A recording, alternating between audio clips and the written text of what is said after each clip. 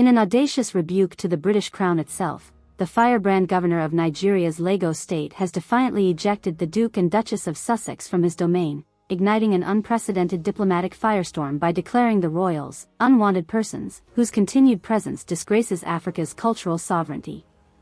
The shocking expulsion order came just hours after footage emerged online showing Meghan Markle's American-born biracial heritage being mocked during a heated confrontation with street vendors. This intolerable injustice of a foreign princess's honor being impugned upon the ancestral shores of the Niger Delta itself will not stand, no matter Buckingham Palace's hand-wringing objections, bellowed Governor Babajide Sanwo-Olu, the charismatic yet highly controversial regional executive.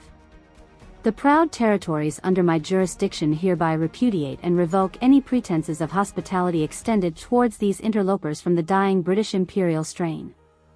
The escalating crisis unfolded rapidly on the opening morning of Prince Harry and Meghan's long-awaited tour across West Africa promoting youth empowerment initiatives and Commonwealth unity priorities. According to circulating reports, the former working royals arrived for a scheduled visit to a Lagos craftsman's marketplace near the historic Harbour District, where they intended to observe local artisan workshops and engage with the cultural enterprises. However, multiple citizen journalists embedded within the diverse merchants captured the moment, quickly devolving into an unsightly public confrontation as one vendor began taunting Meghan over her biracial heritage. "No bub that mixed Yankee way come pollute the monarchy," the hijab-clad spice seller can be heard screeching in video clips while gesturing erratically at the Duchess before a gaggle of onlookers. "She a boki na that Windsor man way bin day suffer since him mama talk shti." The elder woman then escalated into even coarser racially insulting language deriding Meghan's skin tone and perceived African foreignness while loudly hawking wares and rattling a beaded gelly headpiece. "This one no get sense for monarchy at all, tu oyenbo black and Aaron a rugbo e wallow," she ranted, completely unhinging any sense of propriety while flinging gnarled hands at the former actress. "She bin look like side chick come marry into monarchy, scatter everywhere with her ye Pekin." For several cringe-worthy minutes, an increasingly uncomfortable yet stoic Prince Harry sought to defuse the inflammatory situation by calmly motioning for his visibly rattled wife to withdraw from the thickening throng of jeering peddlers. Despite making every effort to remove themselves, Meghan's security detail soon found the entire motorcade route back to their high-end resort blocked en masse by hundreds of irate demonstrators brandishing anti-royal placards and barricades. "Get out of our country with your disgraceful heritage," one protester shouted over a bullhorn amid chants to expel the Duchess on account of her mixed-race background. "We don't want a tarnished American pretending to be royalty here."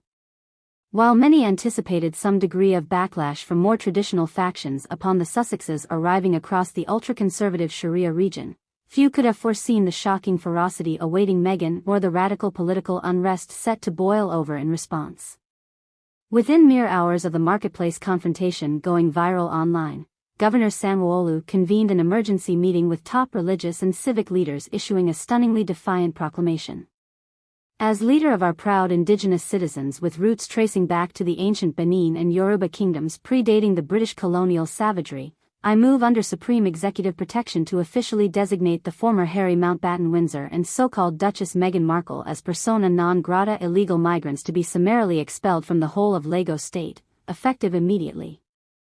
While the move still lacks official approval from Nigeria's central federal government under President Bola Tinubu, Sanwo-Olu wasted no time mobilizing state police and militia brigades enforcing his edict, swiftly moving to secure major roadways and transport hubs across the city's urban sprawls. Soon heavily armed trucks emblazoned with the Lagos state crest could be seen blockading every route out of Prince Harry and Meghan's luxury Eco Fairmont Hotel while demonstrators surrounded the perimeter chanting, "Get out colonizers.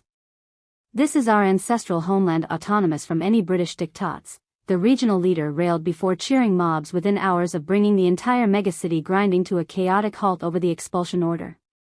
"Never again shall we prostrate ourselves at their prince or princess feet like docile house servants. These charlatans invoke the stain of imperialism itself upon our sovereign inheritance."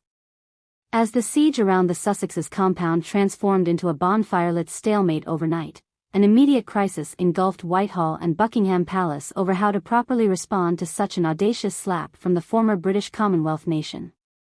The Foreign and Commonwealth Office, already facing global humiliation stemming from the couple's disastrous Netherlands tour this spring, immediately convened emergency Cobra committee meetings into the early morning hours formulating their strategic rebuttal.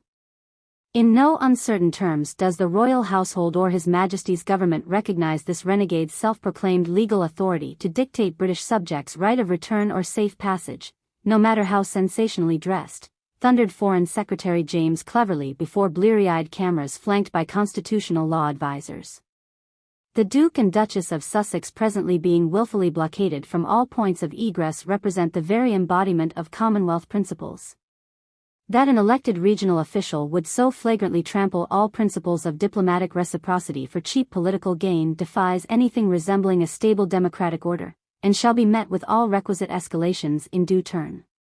However, the Foreign Office still appeared to find itself negotiating through gritted teeth as several top British firms with operational footprints across Nigeria began signaling grave concerns over the deteriorating security environment and supply chain risks.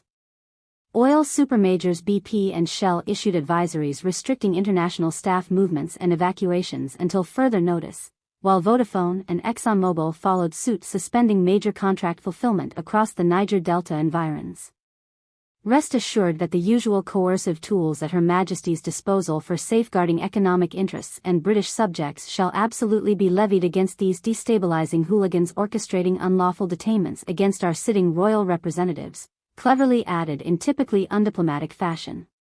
If Sanwo-Olu and his band of militiamen believe blackmailing London through such reprehensible tactics shall achieve anything beyond galvanizing a full-fledged international response, they've only demonstrated how wildly deluded their anti-British provocations remain. Of course, such stern ultimatums from the Foreign Office did little to deter Governor Sanwo-Olu and his defiant anti-colonial power base on the ground in Lagos. Rather than wilting before the usual monetary and sanction cudgels historically wielded by the Dominion Office against former territories, the renegade Nigerian state leader seemed to revel in giving the crown its first real taste of recalcitrant sovereign resolve in the post-empire era.